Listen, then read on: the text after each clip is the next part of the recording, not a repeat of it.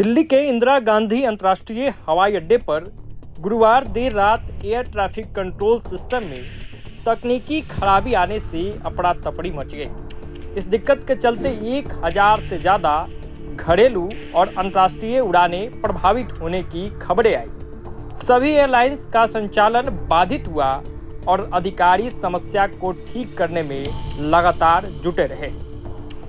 Reports के मुताबिक airline ने अब तक करीब सैकड़ों विमानों को रद्द कर दिया था। एटीसी और पायलटों के बीच संचार टूटने की वजह से कई विमान लंबे समय तक हवा में ही चक्कर काटती रहे, जबकि टेक ऑफ के लिए विमान रनवे पर कतार में खड़े रहे। इसकी वजह से भोपाल, चंडीगढ़, अहमदाबाद सहित कई शहरों में उड़ानें प्रभावित हुई। अब इस वीडियो में हम आपको बताएंगे कि आखिर ये गड़बड़ी क्या थी, कैसे हुई और साथ ही साथ ये एटीसी सिस्टम काम कैसे करती है। तो आपको बता दें कि यह समस्या एटीसी के ऑटोमेटिक मैसेज स्विचिंग सिस्टम, जिसे AMSS में कहते हैं, में तकनीकी खराबी से शुरू हुई।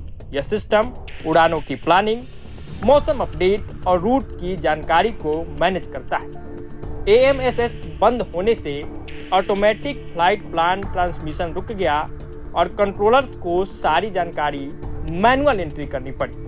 गुरुवार रात को ही तकनीकी टीम ने दिक्कत को ठीक करने का प्रयास शुरू किया, लेकिन सुबह तक सिस्टम पूरी तरह ठप हो गया, जिससे स्थिति बिगड़ते चली गई। अब ये जानिए कि क्या है एटीसी सिस्टम। तो एयर ट्रैफिक कंट्रोल एक उन्नत डिजिटल प्रणाली है जो विमान संचालन और सुरक्षा की निगरानी करती है। यह रडार, डेटा संचार प्रणाली और स्वचालन तकनीकों को मिलाकर हवाई क्षेत्र में विमानों की सुरक्षित आवाजाही सुनिश्चित करती है। एयर ट्रैफिक कंट्रोलर इस सिस्टम के केंद्र में होते हैं। वे विमान और जमीन के बीच संवाद स्थापित करते हैं, पायलटों को मंजूरी देते हैं, दिशा और ऊंचाई पे नजर रखते हैं और हर उड़ान की सुरक्षा सुनिश्चित करते हैं। इनका काम सिर्फ निगरानी भर नहीं होता, वे मौसम की स्थिति, ट्रैफिक पैटर्न और संभावित जोखिमों का विश्लेषण करके तुरंत निर्णय लेते हैं।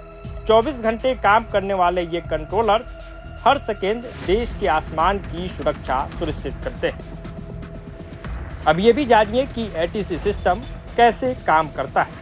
एटीसी सिस्टम पर्दे के पीछे लगातार रडार, ट्रांसपोंडर, फ्लाइट प्लान और मौसम सेंसर से डेटा एकत्र करता है और उसका विश्लेषण करता है। इससे आसमान का एक रियल टाइम नक्शा तैयार होता है, जिसे कंट्रोलर लगातार मॉनिटर करते हैं। उड़ान शुरू होने से पहले उसका रूट और टाइम टेबल एटीसी को भेजा जाता है।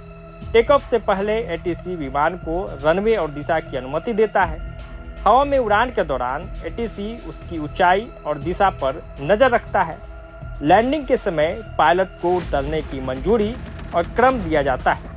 इस दौरान एटीसी यह सुनिश्चित करता है कि दो विमानों के बीच सुरक्षित दूरी बनी रहे। एटीसी की इस प्रणाली में खराबी आने से गुरुवार को एयर ट्रैफिक का पूरा नेटवर्क बाधित हो गया, जिससे देश भर के यात्रियों को परेशानी का सामना करना पड़ा। इस वीडियो में फिलहाल इतना ही। जुड़े रहिए प्रभात खबर के तमाम डिजिटल प्लेटफॉर्म्स के साथ।